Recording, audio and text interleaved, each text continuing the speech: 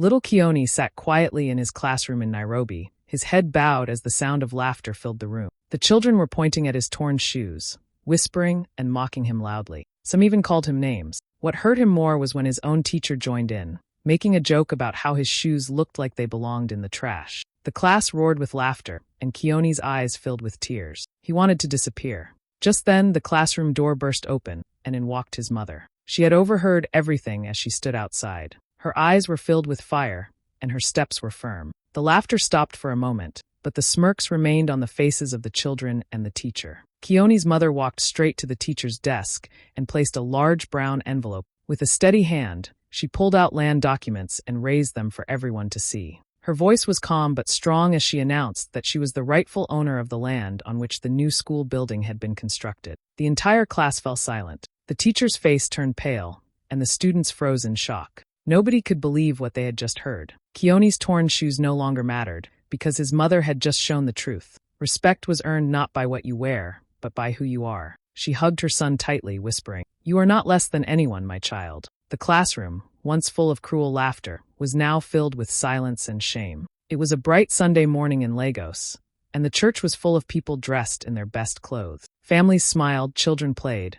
and the choir sang beautifully. But little Chike sat quietly on the bench, looking down at his worn-out shoes. They were old, scratched, and too small for his growing feet. As he walked in with his mother, a group of children began to whisper and giggle, pointing at his shoes. Chike heard them call him the poor boy and the boy with market shoes. His heart sank, and he tried to hide his feet under the bench. He wished the ground would open and swallow him. But the whispers grew louder, and soon even the adults noticed.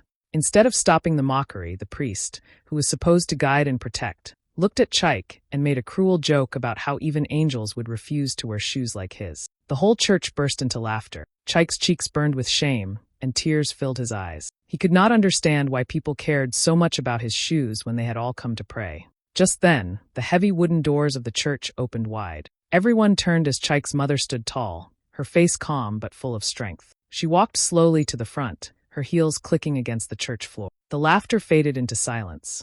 She reached into her handbag and pulled out a neat stack of official papers. With steady hands, she placed them on the priest's podium for everyone to see. Her voice rang clear as she explained that these were the documents of her recent donation. Millions of naira that had paid for the brand new roof covering them all that very morning. Gasps echoed through the church.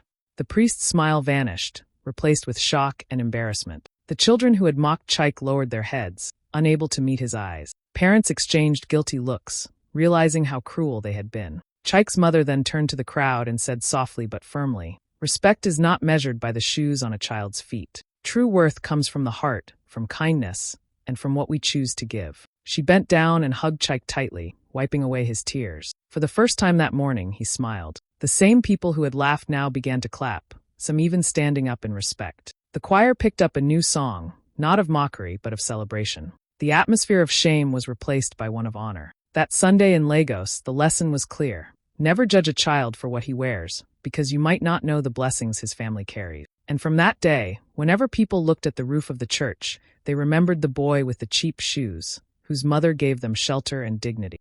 The sun was shining brightly in Accra, and the big house was decorated with balloons, music, and laughter. Children ran around happily, dressed in colorful new clothes and shiny shoes. It was the birthday of one of the most popular kids in school, and everyone had been invited. Among them was little Kwame, who walked in shyly with his mother by his side. He wore his clean but old shoes, the same pair he had been using for months.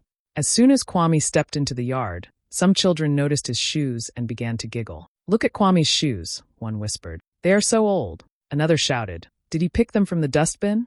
The laughter grew louder, and even some parents standing nearby chuckled. Kwame lowered his head, trying to hide his feet under his trousers. His heart ached, and he wished he had never come. Birthdays were supposed to be fun, but for him, it felt like a punishment. The children continued to tease him, circling around as if he were part of their entertainment. Kwame's eyes filled with tears, but he refused to cry in front of them. He just stood quietly, holding his mother's hand tightly. What broke his heart most was when one of the adults pointed at his shoes and laughed loudly, saying, "Those shoes are older than the party boy himself." The group burst into more laughter, while Kwame's chest tightened with shame. But his mother had seen enough. Her face turned calm but serious. She stepped forward, her voice firm and strong. The laughter slowly died down as everyone turned to look at her. From her handbag, She pulled out a large brown envelope filled with official documents.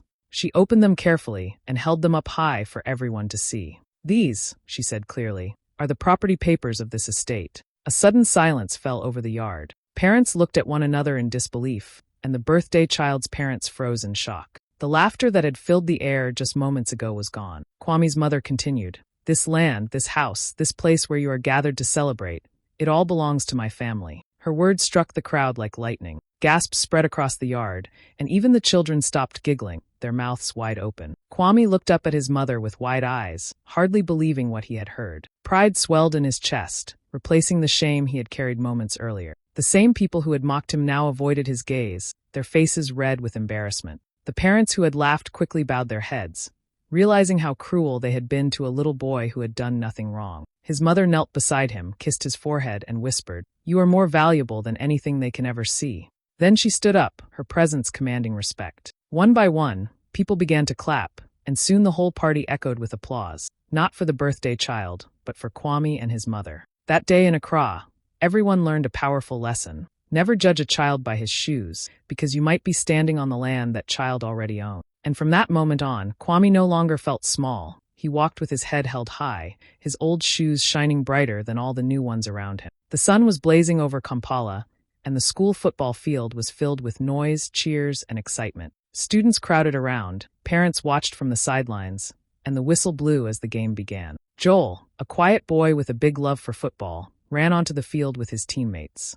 His heart beat fast with joy. He loved the game more than anything. But as soon as he stepped onto the pitch, the other players noticed his shoes. They were old, faded, and bought cheaply from the market. Some laces were missing, and the soles were worn thin. "Look at Joel's market shoes," one player shouted. Another laughed. "Careful, they might tear before halftime." Soon, the whole team and even students in the crowd were laughing. Joel's cheeks burned, but he kept running, trying to focus on the ball. He wanted to prove that his shoes did not matter, but every laugh stabbed him deeper. The referee smirked, and even some teachers standing nearby shook their heads. Joel dribbled the ball, but the whispers followed him everywhere. His joy slowly faded, replaced with embarrassment. He wished he could disappear. But then, from the stands, his mother stood up. She had been watching everything, the teasing, the humiliation, and the cruel laughter. Her face was calm, but her eyes carried fire. She walked quickly down toward the field, and soon everyone noticed her. The laughter quieted a little, but not enough. Joel's mother stopped in the middle of the crowd, reached into her handbag, and pulled out a set of official documents. Holding them high, she raised her voice so everyone could hear. "These," she said firmly, "are the sponsorship papers for this entire sports complex. Every brick, every seat, and even this very field you are standing on was paid for by me." A wave of shock spread through the stadium. Parents gasped, students fell silent, and the players froze. The same mouths that had laughed seconds ago were now open in disbelief. The referee dropped his whistle, staring at her in shame. Joel stood still, his eyes wide, hardly believing what he was hearing. His mother continued, her voice echoing through the field. "And yet you laugh at a child because of his shoes? You forget that true worth is not measured by appearance, but by heart, courage, and generosity." Her words hit every soul like thunder. Silence spread so deep that even the wind seemed to pause. Then slowly the silence turned into clapping. It began with one parent, then another, and soon the whole stadium erupted in applause. People stood to their feet, cheering loudly, not for the players, but for Joel and his mother. Joel's heart swelled with pride as his mother wrapped her arm around him. For the first time that day, he smiled. From that moment, no one dared laugh at Joel's shoes again. Instead, they remembered that the boy with the market shoes was standing on a field his own mother had given them. In Kampala, that football match became more than just a game. It became a lesson in respect, dignity, and true greatness.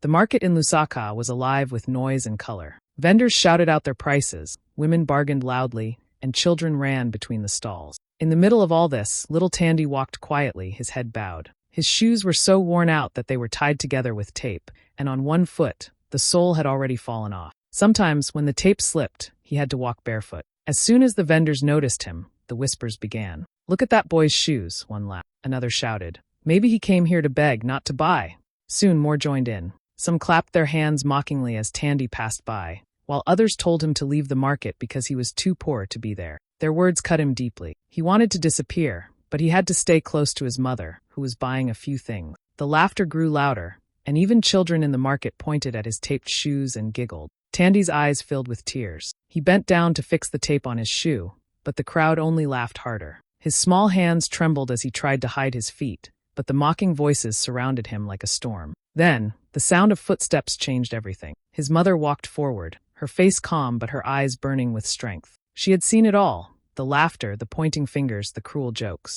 Without saying a word at first, she reached into her handbag and pulled out a large envelope. Slowly, she opened it and held up several sheets of official papers. Her voice was steady and clear, cutting through the noise of the market. "These are the lease documents," she said firmly, "showing that I am now the new owner of this entire market." For a moment, silence covered the busy market like a heavy blanket. The vendors froze in shock, their mouths open. The same people who had mocked Tandy now stared at him with wide eyes. One man dropped the basket he was carrying. Another woman covered her mouth in disbelief. Nobody could believe what they had just heard. Tandy looked up at his mother, his tears still fresh, but now his heart filled with pride. She placed a gentle hand on his shoulder and whispered, "You have nothing to be ashamed of, my son. This place, these people, this market, it all belongs to you now." The vendors who had laughed began to lower their heads in shame. Some tried to apologize, but the damage was done. The entire marketplace knew that the boy they had mocked was the son of the woman who now owned every stall, every path,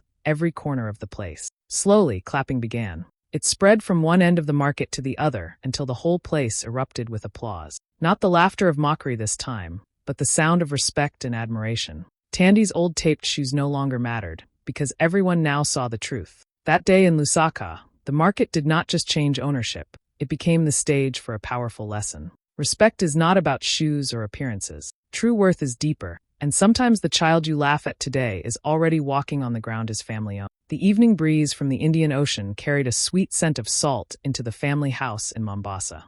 Inside, a big dinner had been prepared. The long table was filled with delicious food, and relatives sat around, talking and laughing. Among them was young Ollie, sitting quietly at the corner. He wore his best clothes, but his shoes were old and worn out. The leather was cracked, and the stitching had come loose. As soon as his cousins noticed, the whispers began. "Look at Ollie's beggar shoes," one sneered. Another cousin laughed loudly, saying, "He looks like he picked them from the trash." Soon others joined in, pointing at his feet and giggling. The laughter echoed around the table, and even some of the adults smiled. Ollie's face burned with shame, and he tried to tuck his feet under the chair so no one could see them. He wished he could disappear. Ollie's mother sat beside him, watching silently. She heard every cruel word, every giggle, and every insult. But instead of scolding anyone immediately, she stayed calm. She reached into her bag and pulled out a brown lawyer's envelope. The sound of the envelope being placed on the table cut through the laughter like a sharp blade. One by one, the mocking voices fell silent. She slowly opened the envelope, pulled out official papers, and spread them neatly on the table. Her voice was steady, but filled with power. "These are the inheritance documents from my late father," she said firmly. "They clearly state that Ollie is the rightful heir to his seaside mansion." The entire room went silent. Forks froze in midair, mouths hung open, and the cousins who had laughed now stared in disbelief. The words sank deep into every heart. The boy they had called a beggar was actually the future owner of the grand seaside mansion that everyone in the family secretly admired. Ollie lifted his eyes, still unsure if he had heard correctly. His mother placed her hand on his shoulder and smiled warmly at him. "You have nothing to be ashamed of, my son," she whispered. "One day, you will walk proudly through the gates of your grandfather's mansion. These shoes mean nothing compared to the greatness waiting for you." Shame spread across the faces of the cousins. Their laughter was replaced with silence and guilt. Some looked away, unable to face Ollie, while others lowered their heads. The adults who had smiled uncomfortably now cleared their throats, regretting their silence when the teasing began. Slowly, one uncle began to clap, and soon others followed. The room filled with applause, not mocking this time, but a sound of respect and recognition. Ollie felt his chest rise with pride. For the first time that evening, he smiled. His old shoes no longer mattered, because now everyone knew his true worth. That night in Mombasa, the family dinner turned into a lesson none of them would forget. Never laugh at someone's appearance, because the person you mock might already carry a future brighter than you can imagine. Ollie, once the boy with beggar shoes, left the table as the heir to a legacy. The village square in Kigali was alive with drums, dancing, and bright colors. Families gathered in their best traditional clothes for the cultural ceremony, a day of pride and celebration. Children laughed, elders told stories, and the chief sat in his seat of honor, watching his people with dignity. Among the crowd stood young Mugisha, holding his mother's hand. He wore a clean shirt, but his shoes were dusty and old from walking the rough village paths. It did not take long for others to notice. Some boys nearby pointed and laughed. "Look at Mugisha's shoes," one teased. They are so dusty they belong in the fields. The mocking grew louder as more children joined in. Even some adults whispered and shook their heads, calling him the poor boy with dirty feet. Mugisha's heart sank. He tried to shuffle his feet behind his mother's dress, wishing no one could see them. The more he tried to hide, the more they laughed. The whispers spread through the crowd like smoke. People who had once smiled at him now looked at him with pity or mockery. Mugisha's chest tightened and tears pricked his eyes. He felt so small in the middle of so many people. He wondered why his shoes mattered more than the person he was. But his mother stood tall beside him. She had heard every laugh, seen every mocking smile, and felt her son's pain. Her face remained calm, but her eyes shone with quiet strength. Then, at the peak of the ceremony, she stepped forward, carrying a folded envelope in her hand. The drums paused, and the crowd grew still as she walked confidently toward the front. Reaching the chief's table, she opened the envelope and pulled out official documents. Raising them high, she spoke clearly so everyone could hear. "These papers," she declared, "are the words of our chief himself. They state that my son, Mugisha,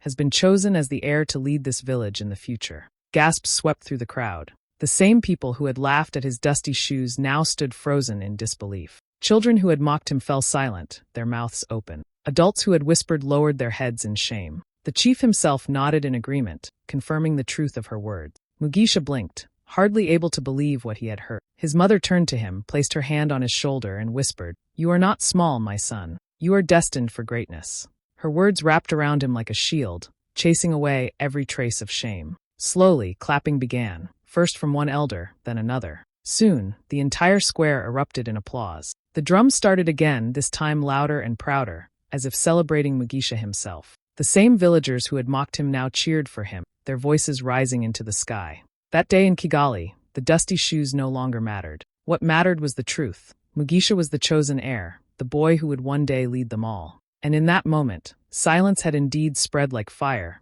burning away mockery and replacing it with respect. The shopping mall in Johannesburg was crowded and lively. Bright lights shone from every store, music played in the background, and people carried bags filled with new clothes, shoes, and gifts. In the middle of this busy scene walked little Tabo with his mother. He was excited just to be there, looking around at all the shops and colors. But on his feet were broken shoes, with torn sides and worn-out soles that made him walk carefully so they wouldn't fall apart. It didn't take long for people to notice. A few shoppers stared at his feet and whispered. Then 2 security guards at the entrance stopped him. They looked him up and down and sneered. "Boy, you can't walk in here with shoes like that," one said. The other added with a laugh, "This is not a place for beggars."